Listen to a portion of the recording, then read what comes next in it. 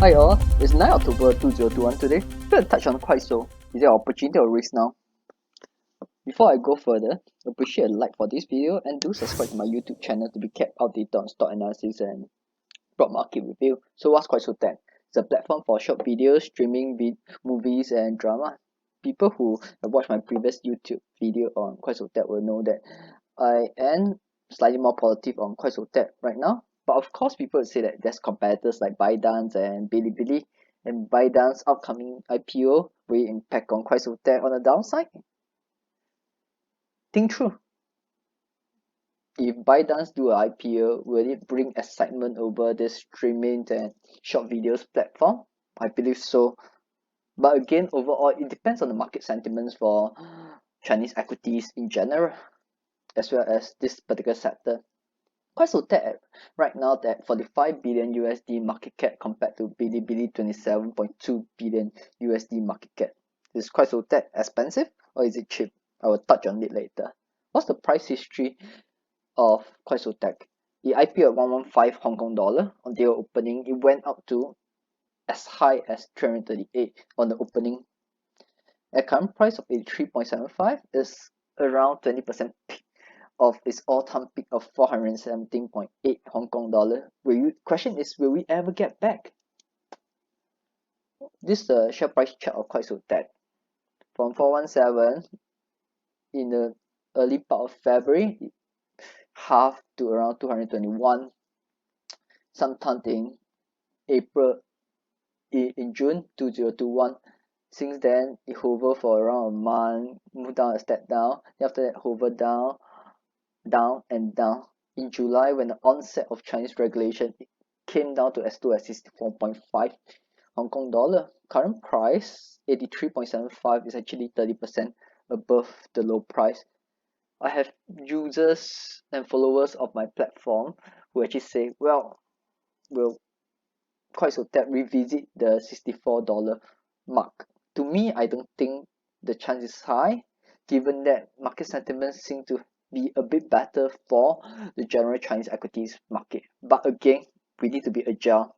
And my position right now in Kuaishou Tech is more tactical allocation, given that I'm more positive about Chinese equities market right now.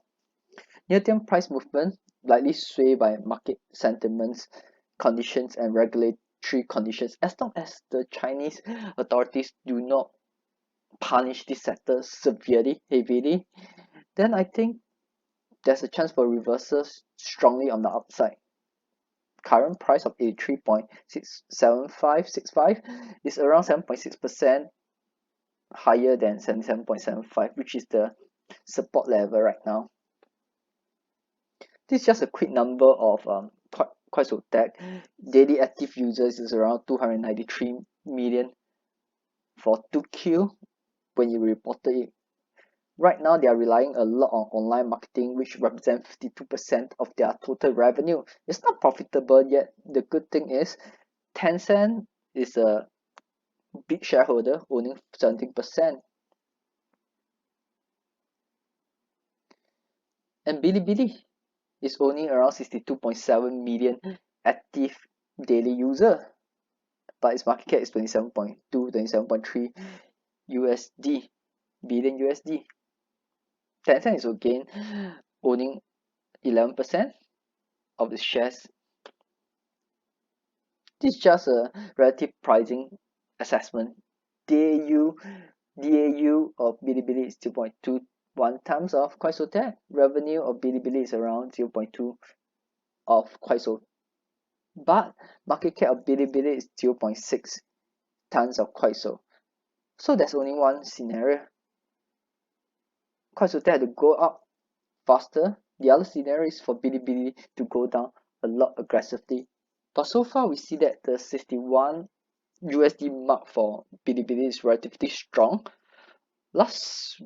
At the beginning of this week, Monday, when there's concern about debt ceiling in the US, it was touching around 61 USD mark and have been holding there very strongly.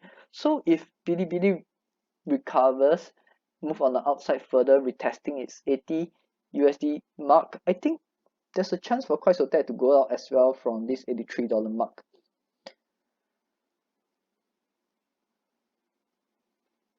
So this is a 3-month chart for Kuaishou Tech compared to Bilibili. Kuaishou Tech in red and Bilibili in purple line. You see that over a 3 months duration, Kuaishou Tech is down 44%, whereas Bilibili is down 33.67%. Like I mentioned, Tencent has interest in both companies.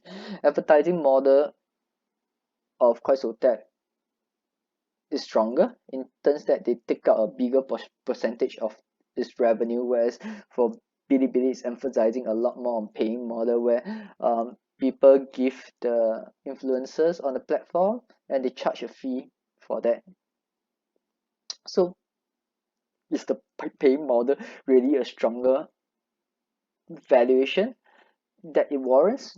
I don't think so, because ultimately there will be more and more platforms shifting towards to the revenue model of advertising and putting e-commerce business on this platform. That's where the money will come from, and that's where the competition will head towards.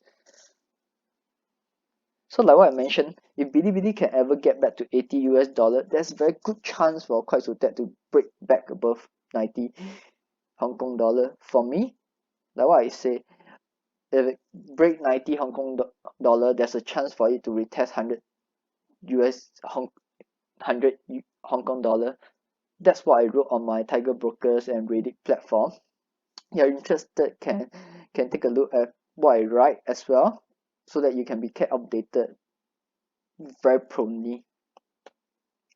On a 6-month duration chart, you see that Bilibili is also down around 36%, not much, but on a 6-month chart, Kuaishou Tech tanks close to 69%. So assuming that Kuaishou Tech only falls 36% like what Bilibili has fallen, what should be the price for Kuaishou Tech? Is it 172 Hong Kong dollars? That is a possibility. Not saying that it's impossible, because at 172 Hong Kong dollar, which is a market cap of 92.3 billion US dollar.